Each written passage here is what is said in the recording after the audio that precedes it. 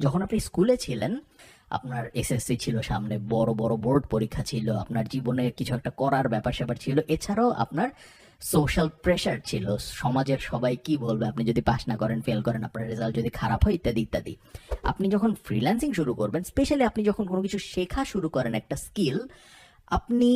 SEO একদিনে শিখলেন নাকি 7 দিনে শিখলেন, তাতে আপনার মায়েরও কিছু যায় আসে না, সমাজেরও কিছু যায় আসে না, এটার কোনো পরীক্ষাও নাই, কেউ আপনাকে এসে মারবে না আপনি যদি 7 দিনের জায়গায় 14 দিনে শিখেন। তো এরকম হইলে যেটা হয় সেটা হলো, আমাদের ব্রেন যেহেতু একটু লেজি, আমাদের ব্রেন ওয়ে আউট খোঁজে, এবং ওই রেওয়ার্ড সিস্টেমটা যখন আমরা সহজে বুঝি না যে এটা যদি আমি খুব কম সময়ের মধ্যে শেষ করে ফেলতে পারি তাহলে আমাদের বেনিফিটটা কি, ওই যে রেওয়ার্ড সিস্টেমটা ওটা যখন না আসে,